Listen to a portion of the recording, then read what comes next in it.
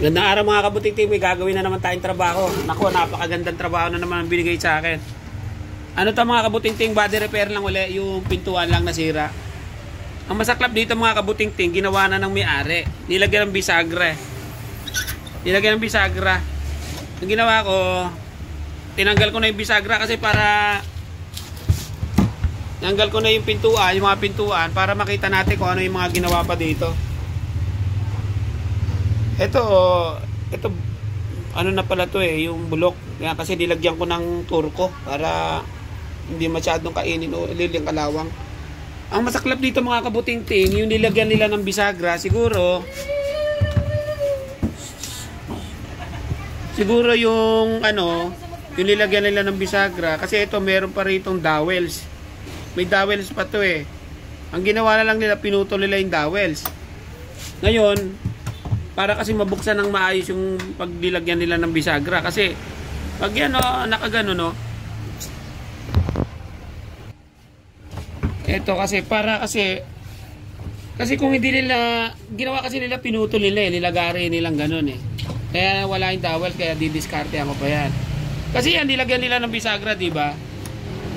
Kasi pag nilagyan nila ng bisagra yan, hindi bubukas yan pag may dowels doon, kaya ang ginawa nila pinutol para madiskartehan nila. Pero sablay talaga ang gawa nila, kaya kasi pag nilagyan daw nila ng hindi nga siyempre sasarado, nakalaylay pa rin.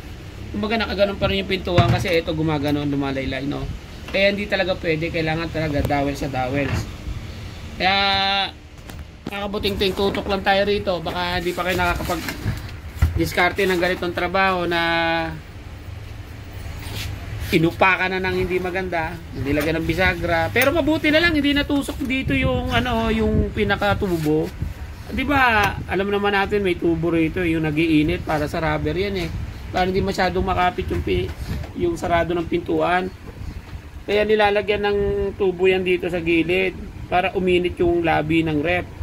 Para kung sakaling malamig na hindi siya yung makapit na makapit, halos kailangan magaang lang din siyang buksan. Mabuti hindi nadali yung yung pinaka tubo doon sa gilid, Kaya anti-discartehan natin dito. I-weldingan natin plus bisagra. Gagawa tayo ng improvide na bisagra kasi na to Nako, napakaganda nangyari dito Ito ang laki ng butas din Parehas lang siya dito siguro. Natin niya, gagawa natin ng paraan mga kabuting para gumanda pa yung tindig na itong rep na to kasi nangihinayang yung may-ari, maganda kaya pinatira na sa akin para magamit nila to na maayos sa December, kasi papasko na kaya kailangan maayos na yung mga gamit.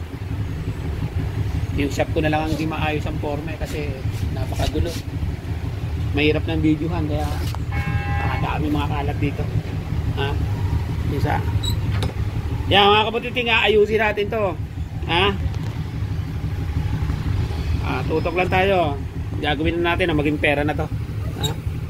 Teka, tatanggalin ko lang muna itong bisagra na to. Ang napakagandang bisagra. Tama-tama, gagawa ako ng pintuan. Kakabit ko to sa pintuan namin. Bago pa Ito, kinakalawang na ng konti.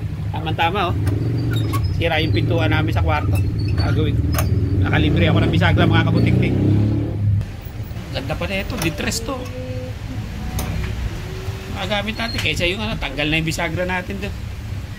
Sliding door na rin yung pintuan natin ng kwarto. Tama-tama. Papapalitan ko na mamaya. Matutuwa na sa ating kwarto natin. Tama-tama, ganda Kung bibili ka rin na ito 100 plus Tura na lang natin bisagra, medyo malawak.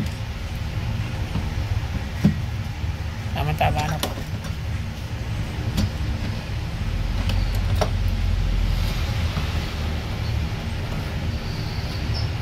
Ano ba yung nakalagay natin bisagra? Doon dos, kaya nadaling masira yung pintuan ng kwarto natin kasi di dos lang Ito di tres, matibay ito. Lang ang ganda po nakalibre tayo ng bisagra. Salamat sa may-ari, binigyan ako ng bisagra. masaklap pa pala mga kabuting-ting, sira yung rubber. Sira yung rubber niya. Ang gagawin na lang natin dito mga kabuting-ting, pag ganito ang sira ng rubber, sira lang itong rubber na to, wala tayong pampalit, no? Alam mo naman dito sa atin, wala tayong mga brand new. Lalagay lang natin ng silicone. Silicone lang yan. Kumbaga didikitan natin ng silicone. Sandali, kukuha ko ng silicone. Ang gagawin lang natin dyan mga kabuting-ting, lalagyan lang natin ng silicone. Silicone lang yan mga kabuting-ting. Ito yung mga ginagamit na nagsasalamin. Tama gumagawa ng binil. Magagawa yan. Lalagyan lang natin yung kabila.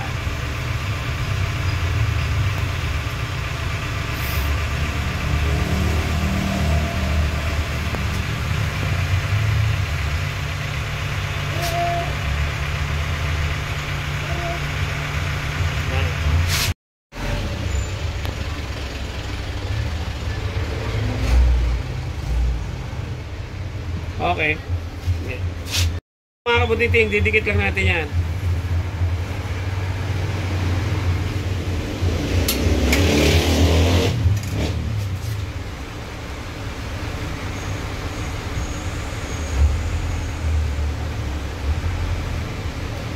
Malipasin lang natin ang ilang oras yan bago, oras pa yan bago, hindi naman sa quick drying mga kabuting-ting, kaya matagal yan bago tumigas eh.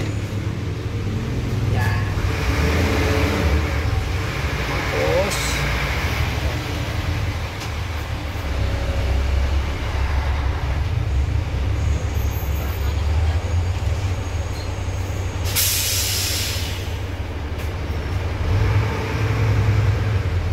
yan, ganyan lang yan mga kabuting-ting, ganyan lang ang diskarte dyan. Lalagyan mo lang ng silicone at talo na mga kabuting-ting. Patitigasin na lang yan mga kabuting-ting.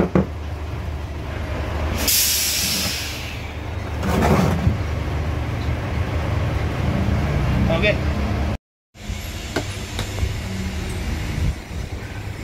Ang gagawin natin mga kabuting-ting, sakto na to mga kabuting-ting.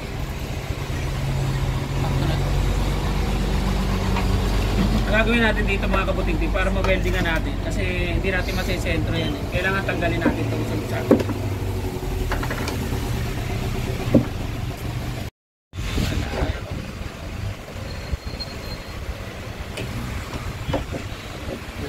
Okay.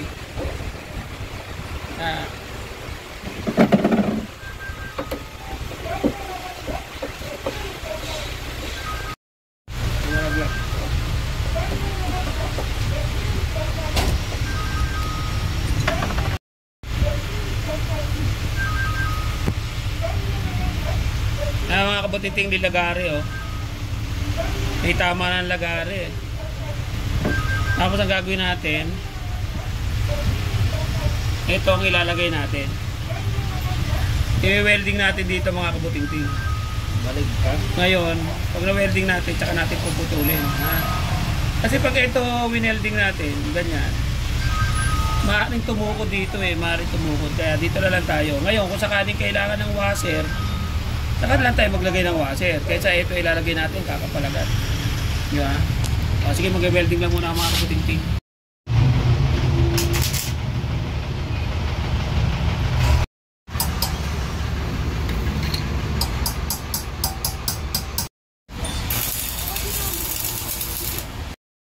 Kailangan ko ba doon?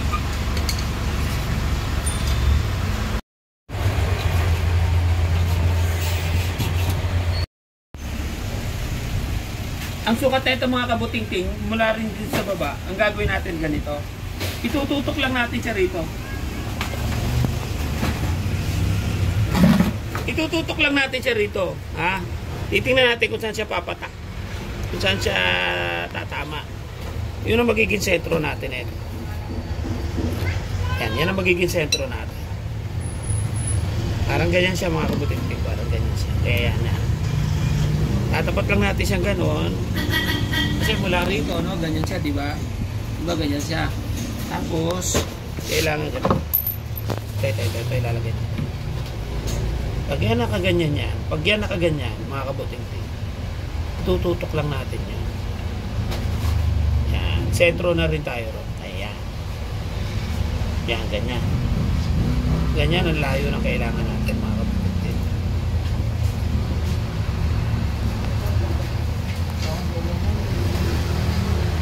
Yan. Ganyan ang layo niya mga kabuting-ting. Ganyan na ganyan. Yan. Ispatan ko lang mga kabuting-ting. Ito lang pala mga kabuting-ting, medyo mahaba. Kasi ang gagawin natin kasi niya, pagkatapos natin welding, puputulan pa natin para walang thread, para mas makapal. Okay, ulitin natin. Ito ilalagay na lang natin, mahaba. Layout muna natin dito. Nilayout muna tayo dyan. Kailangan sumalubong siya ganun. No? Layout dito, tapos ganyan. Ganyan na pag-layout ang mga pag-gumagawa ng mga pintura. Ganyan, ha? Tapos, i-ispatan natin.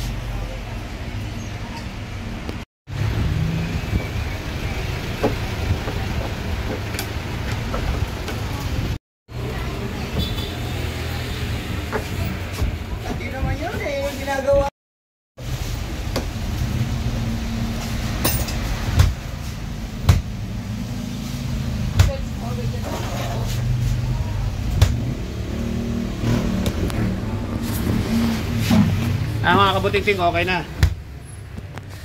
Oh. Okay na siya, oh. Okay na, oh. Ganda na, oh. Buhay na, oh. Ganyan lang mga kabuting-ting ang alignment sa pinto. Napakadali lang naman eh. Ha? Mahirap pa nga mag-align ng pintuan ng ano eh. O, di ba? Okay na? O, di ba? Yan ang gagawin natin mga kabuting-ting. Ayan o. Okay na o. Ganda na o. Ayan o. Gagawin na lang natin dito mga kabuting-ting. Pipinturahan na lang natin. O, ganda na o. Ayan sa dati. Kakabit na lang natin yung pintuan sa itaas.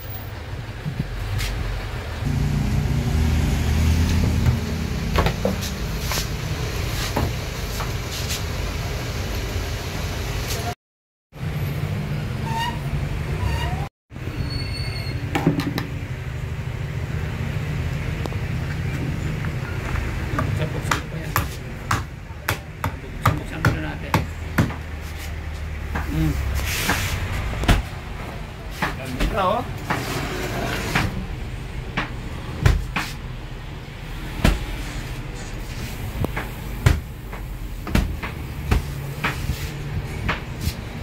Ayan oh.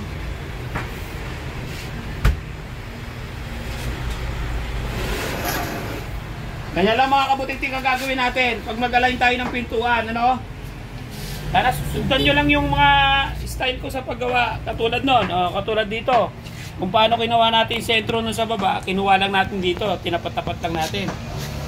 Ganun-ganun lang mga kabuting-ting. Ang gagawin lang natin dito mga kabuting-ting, para medyo matuwa pa yung may-ari, pipinturahan ko na lang yan mga kabuting-ting. Bibili pa ako ng Pilox eh. Hindi nyo na makikita kasi dali lang naman Pilox eh. Kahit mo kaya nyo na yan. Ang gagawin ko na dito, steel barsing ko na lang to. Tapos papilokan ko na lang yan. Para pag diniliver sa may-ari, sulit naman yung binayad niya. No? Ang importante, nakita natin mga kabuting-ting yung paano mag-align ng pinto. No? O, di ba? Ganda na, oh. Kasi yung ginawa nila, bisagra. Ang sagwa, eh, no? Para kang, tingnan, pantay na, oh. Dito mga kabutingting, sana may natutunan kayo rito sa pag-video natin na ito. Yan yung mga kabutingting, marami pa akong ibibigay sa inyong style sa pag-repair ng pinto. Pag may natanggap na naman tayo rito mga kabutingting, mga body repair, papakita natin sa inyo lahat kung paano tayo gumagawa sa Master Butingting ng mga alignment ng pintuan. Kaya mga kabutingting, thank you, pinanood nyo yung video ko mga kabutingting.